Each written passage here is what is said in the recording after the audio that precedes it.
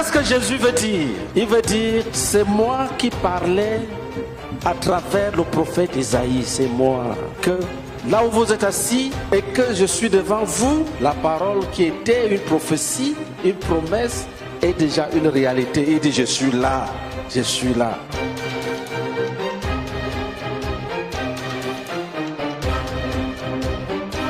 Et Jésus voulait quoi? Jésus voulait que ces gens croient en lui. Parce que Dieu a prévu que toute l'humanité sera sauvée à travers Jésus-Christ. Toutes les religions qui font les bruits là, ce sont des bruits seulement. Mais si tu veux voir Dieu, il faut croire en Jésus. Jésus n'est pas une religion. Dieu n'a pas donné une religion à l'humanité. Il a donné son Fils. Que si tu crois en lui, tu as la vie avec grand V.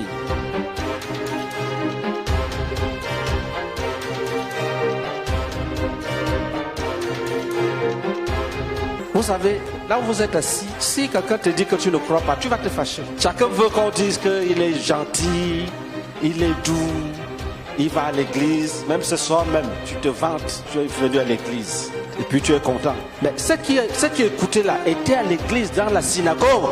Ils étaient partis adorer. Mais c'était des incrédules. La preuve est que quand ils ont compris que Jésus veut qu'ils croient, ils se sont fâchés et voulaient le tuer.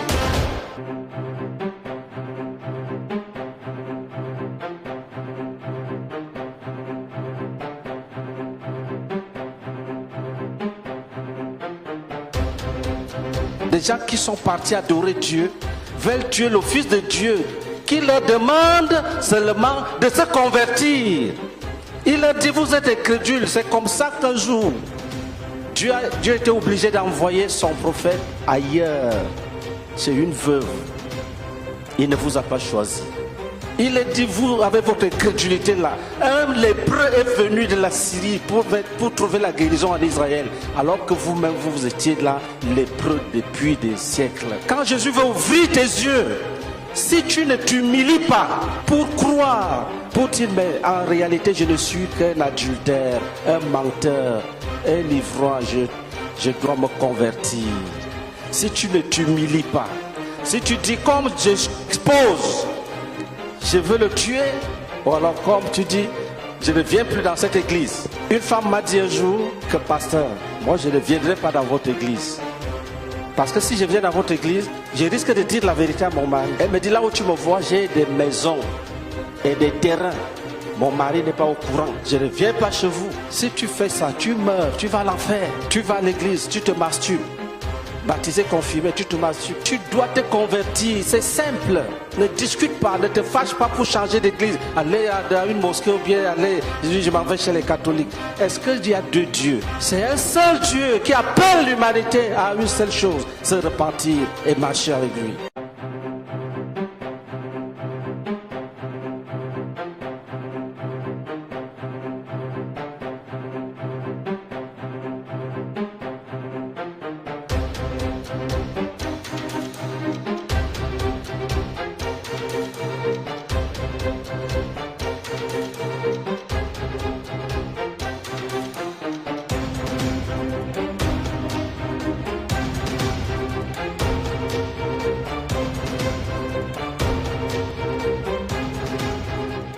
Cher ami, si tu refuses Jésus ce soir parce que tu fumes, tu dis, on me demande d'arrêter la cigarette, je ne peux pas. Tu vas périr.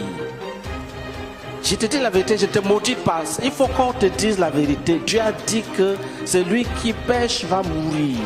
L'âme qui pêche, c'est elle qui périra.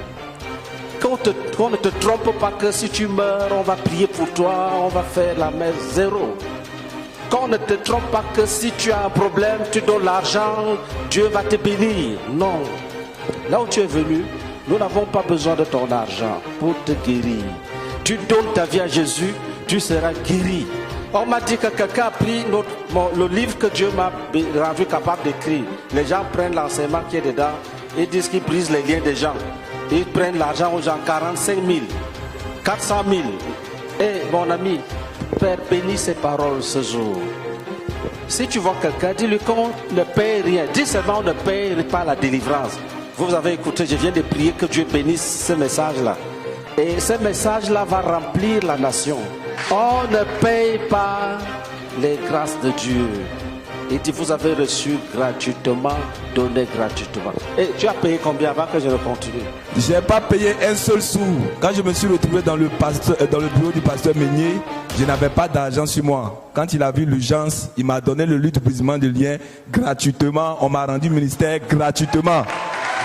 Tu es arrivé sur une terre sainte. Là où tu es assis, il y a soit tu rentres béni, soit tu rentres maudit. Notre prière est que tu rentres béni. Parce que quand les gens t'amènent là où ils ne te demandent rien, si ce n'est de recevoir le Fils de Dieu. Si tu fais l'orgueil, tu sais que tu as péché contre le Fils de Dieu. Tu n'as pas péché contre eux. Si je te dis, je vais t'aider, si tu refuses, ça ne te fait rien. Si je te dis, viens être membre de notre église, si tu refuses, tu n'auras pas de problème. Parce que la Bible dit que si Dieu est pour nous, qui sera contre nous? Mais si je te dis, donne ta vie à Jésus, et tu dis, je refuse, attention, tu auras les problèmes jusque dans l'éternité.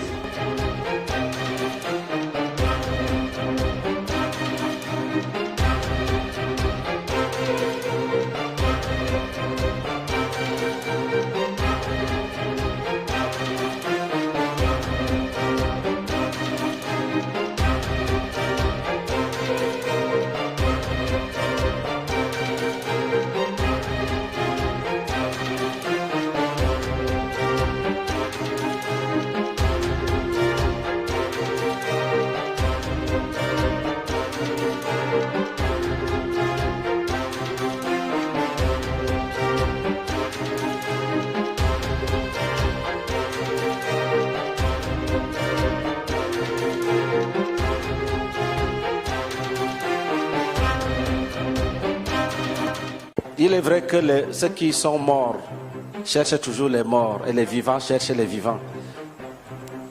Je veux dire que quoi, quand tu vas recevoir le vrai Jésus, toi tu vas chercher les vrais enfants de Dieu. C'est ce qui m'est arrivé. J'ai reçu Jésus en 1981. Depuis ce jour-là, je ne sais pas comment on peut prier avec les gens qui sont faux.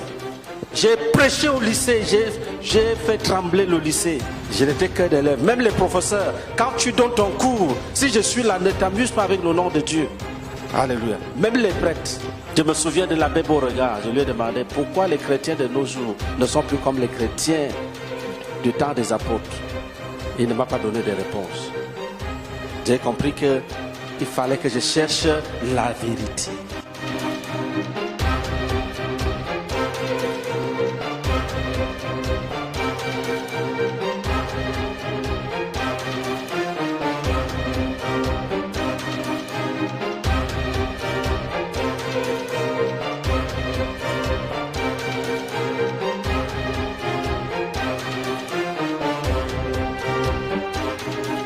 Alléluia. Jésus-Christ est le chemin. Quand tu vis dans le péché, tu vis dans l'incrédulité, tu ne crois pas en Dieu, mais tu vas quand même à l'église par effet de culture, par imitation. Tu dis, mon père était chrétien, je suis chrétien. Attention. Il y en a qui disent, je suis catholique, je veux mourir catholique. Attention. On ne jure pas comme ça. Tu joues. Un homme normal se pose la question, est-ce que la prophétie s'est accomplie dans ma vie? Est-ce que la promesse de Dieu qui dit que je suis venu annoncer l'année de grâce, c'est-à-dire l'année du pardon des péchés, est-ce que mes péchés sont pardonnés? Si tu dis oui, on va te demander quand. Tu verras que ça devient vague. Chacun doit connaître le jour où il a dit à Jésus, je te donne ma vie.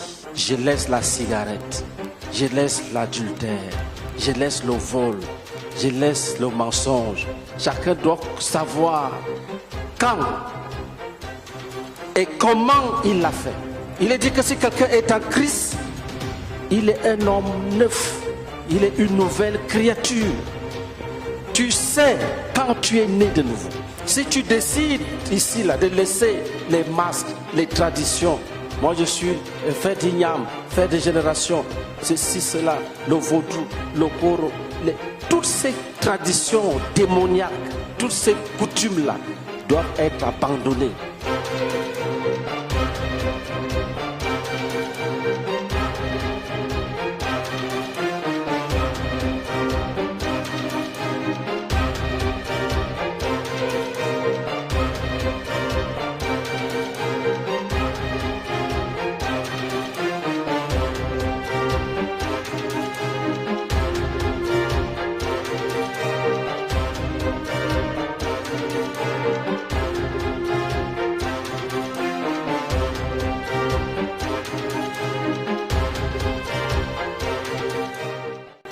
Je suis allé prêcher quelque part. Un monsieur, nous avons rencontré un monsieur orgueilleux. Si de la Bible dit que moi-même j'ai une Bible, je l'ai achetée à 45 000. Je lui ai demandé d'aller la chercher. Effectivement, il a soulevé une grosse Bible et digne de son prix. Dès qu'il a déposé devant nous, il a constaté qu'il y avait une couche de poussière. Sur une couche de poussière. Lui-même, il m'a regardé fixement, je l'ai regardé. Il a touché avec le doigt. Et une tasse était sur son doigt. Et il a compris qu'il ne lit pas sa Bible. Mais la mienne était, quand tu regardes, c'est souligné dedans. Alléluia. Il n'a plus discuté. Toi, tu es là, toute ta vie glorifie seulement le diable. Tu as dans le cœur rempli de rancune, rempli de haine, rempli de jalousie. Et tu as même ta Bible. Tu prends, tu poses ta tête dessus pour dormir. On dit qu'il y a veillé à Port-Boué, tu vas à Port-Boué, à Koumassi, tu vas de veille en veille, prophète, de prophète en prophète. Tu connais tous les camps de prière. Tu cherches quoi? C'est Jésus-Christ qui est le chemin. L'Esprit du Seigneur, l'Éternel est sur moi. Il dit, l'Éternel m'a envoyé pour porter de bonnes nouvelles. Il dit dans Isaïe 61, on va les appeler les térébintes de la justice, une plantation de l'Éternel. Il y a des gens qui disent, je n'arrive pas à faire, je n'arrive pas. Dieu a prévu que tu vas faire. C'est-à-dire après la délivrance, après le pardon, on devient une plantation de Dieu.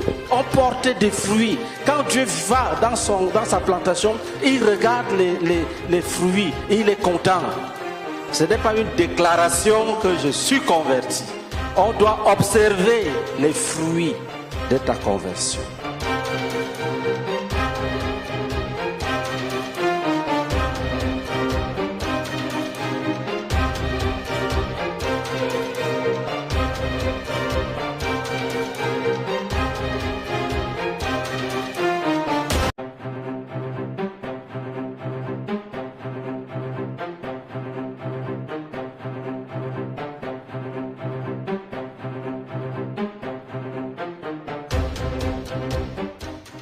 Certains d'entre vous ont été baptisés dans des églises. Attention, vous savez le baptême, c'est quoi? Je vais vous expliquer un peu.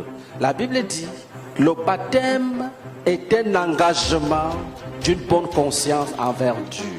Et la Bible dit, le baptême est un ensevelissement, c'est-à-dire un enterrement avec Christ. Et la Bible dit, vous tous qui avez été baptisés, vous avez été baptisés dans sa mort. Qu'est-ce que ça veut dire?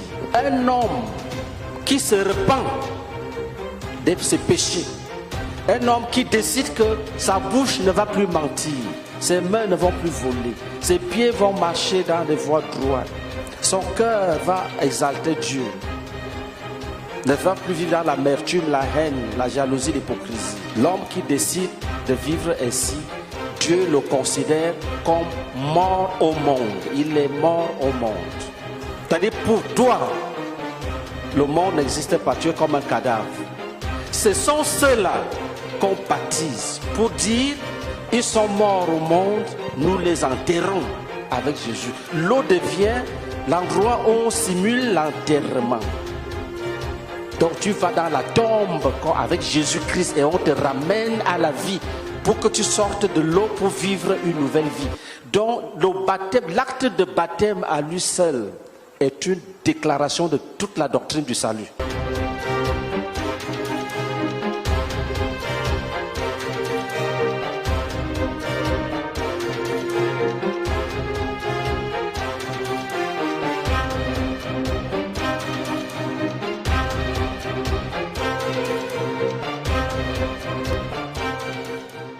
Donc on prend quelqu'un qui n'est même pas converti, on trempe dans l'eau, ça c'est très mauvais.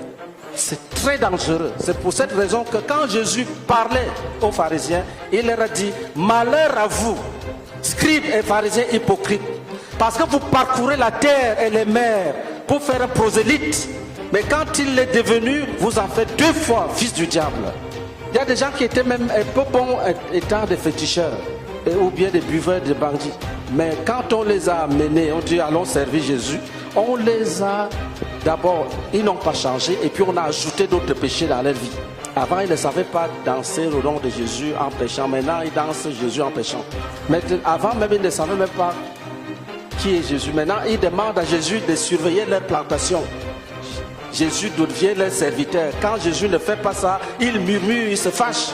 Ils sont devenus 2 fois plus méchants. Peut-être c'est ce que tu es devenu. Tu seras sauvé. Tu seras délivré. Dieu a pour nous les projets de salut, de paix, de pardon. Il est miséricordieux, il est compatissant. Mais il faut le connaître. On te prend, on trempe dans l'eau sans repentance. Vous avez déjà vu qu'on enterre un homme vivant. Si on enterre un homme vivant, c'est un crime. Et Dieu punit ce crime-là. Le baptême, c'est pour les vrais morts en Christ. Et on les enterre et on les ramène à la vie. Quand tu déposes une bouteille de bière devant eux, ils ne voient même pas. Ça peut rester là des années. Ils sont morts à la bière. On prend quelqu'un, on dit viens faire les cours de baptême. Et puis on lui dit, il écrit les choses. Tout ce qui se fait hors de ton cœur là, ce n'est pas ça la conversion. Même si tu remplis des registres, des leçons sur le baptême, c'est 0. Le baptême, c'est pour ceux qui se sont repentis, qui ont accepté que Jésus est le Fils de Dieu. Ils vont le suivre partout et pour toujours. C'est pour ça que quand Jésus trouvait cela, il disait, toi, jette tes filets sur moi. Avec autorité, Jésus ne supplie pas les gens, pardon, viens avec moi. Il te dit, suis-moi. Si tu le suis, tu es béni. Si tu acceptes Jésus ce soir, tu vas rendre témoignage ici un jour. Parce que ça sera authentique. Ça sera immédiat. On prend quelqu'un, on dit on va te faire l'onction. On va te faire l'onction, on lui donne des mouchoirs, on donne des bouteilles d'huile qu'il achète. Mais cet argent-là, tu as perdu ça. C'est parti dans l'eau. Je suis allé prêcher l'évangile dans un bateau. Alors on m'a amené quelqu'un. Quand je prêchais, il écoutait attentivement. Je croyais qu'il était en train de recevoir Jésus dans son cœur. Dès que j'ai fini, il s'est levé. Il est allé dans la cuisine du navire. Il est parti ramener une bouteille d'huile. Il dit, Pasteur, bénis-moi cette huile-là. Je comprenais donc que j'avais à recommencer. Mais il y a des gens faux. Tu peux leur dire, là, donne-moi 25 000, je bénis cette bouteille d'huile. Ils accepteraient ça plutôt que de se repentir. Si j'étais faux, heureusement, je n'ai pas rencontré. Mes maîtres étaient des gens qui avaient rencontré Jésus. Et ils m'ont montré comment on rencontre Jésus. Et ils m'ont appris comment amener les gens à rencontrer Jésus. S'ils m'avaient montré comment on bénit une bouteille d'huile, j'allais comprendre ce qu'on fait. Il est rentré désolé. Parce que je lui ai dit que ça ne se fait jamais. Si tu as de l'huile chez toi à la maison et Jésus est hors de ton cœur, tu pêches. Ça, c'est l'idolâtrie. Parce que l'idolâtrie, c'est quoi? L'idolâtrie, c'est quand tu prends la nature, tu lui donnes la place de Dieu. Ça peut être un arbre, un rocher. Ça peut être un reptile. Maintenant même, ce n'est plus ni un arbre, ni un rocher, mais c'est des petites bouteilles d'huile. Quand quelqu'un sache lui, il y en a qui boivent ça. Je te dis la vérité. Si tu acceptes Jésus, tu auras un témoignage. À partir de ce soir même, Jésus va produire dans ton cœur l'allégresse, la joie. Si tu ne dormais pas, cette nuit, tu vas dormir jusqu'au matin. Si on t'a préparé, on dit que les sorciers mangent les gens. Si tu es encore attaché, quand tu vas monter ici, là, pour venir à Jésus, la corde va se couper.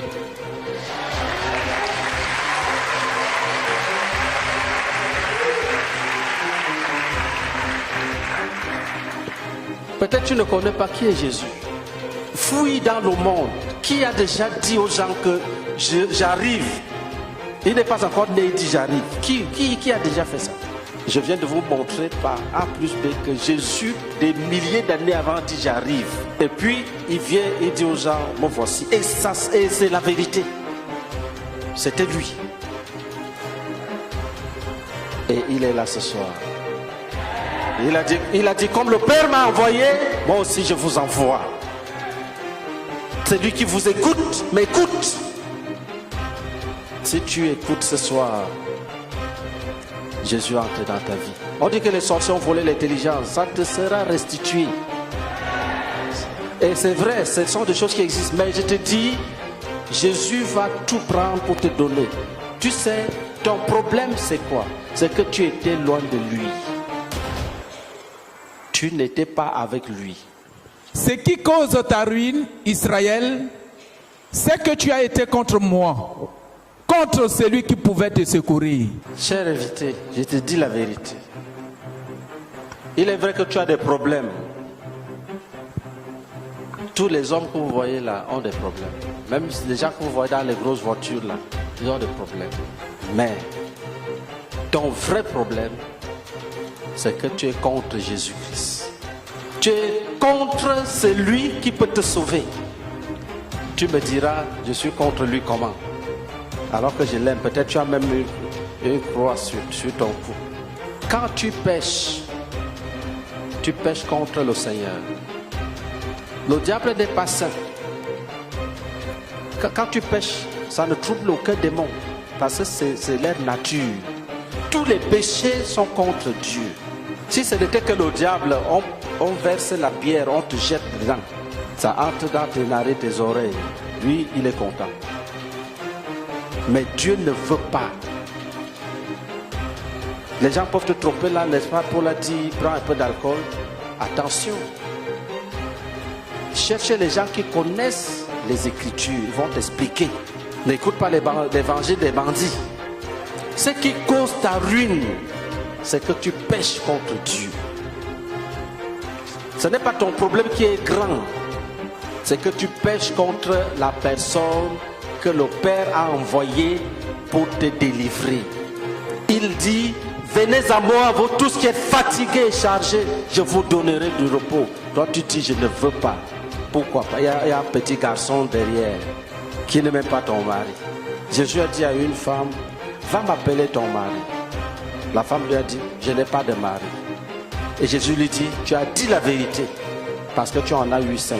Même celui avec qui tu vis n'est pas ton mari. Donc tu dois sortir du concubinage, tu dois sortir de l'adultère, tu dois sortir de l'immoralité, tu dois abandonner l'homosexualité, tu dois accepter le Christ et tu verras.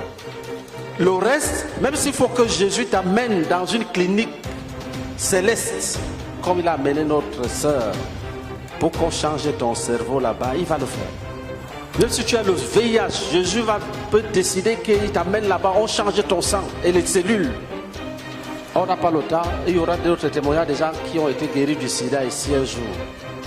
Ça va t'étonner parce que Jésus est puissant. Là, c'est un cas de tumeur dans son cerveau. Elle était mélangée, elle va se laver, puis elle sort. Elle ne sait pas qu'elle est sortie, qu'elle marche. Ce ne sont pas des fables. Tu peux aller chez elle, vous pouvez causer, là voilà. Ce ne sont pas les choses du temps de M. Sheila. C'est là, ta génération. Alléluia. Donc pour accepter Jésus, tu dois accepter que tu laisses le doute, l'incrédulité, que tu vas marcher en Christ, avec Christ.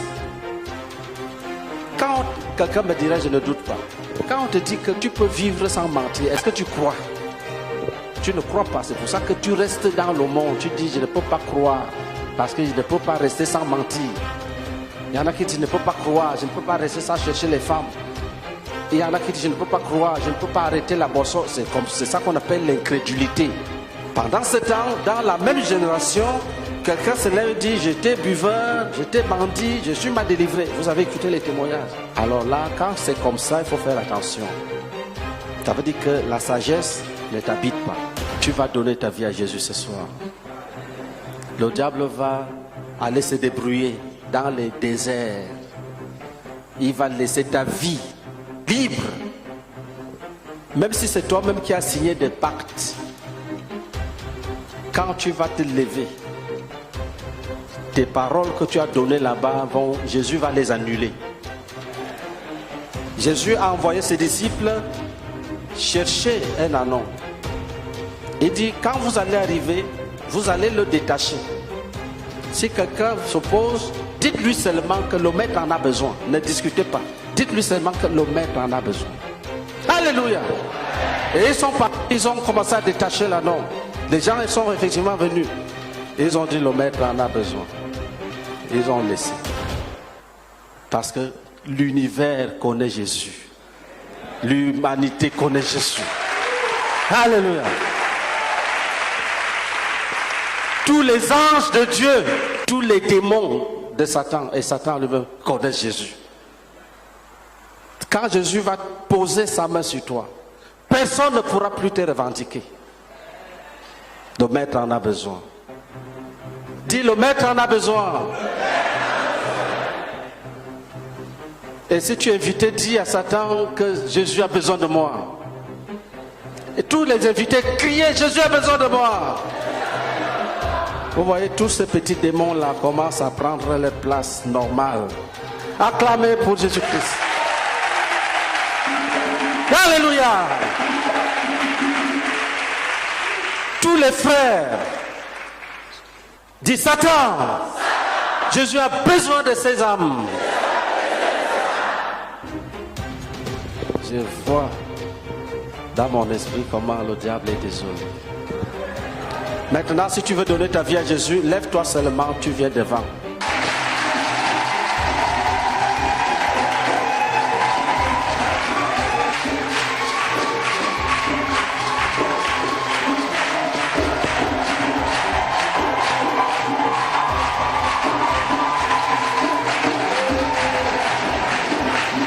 Ne les touche pas, ne les touche pas.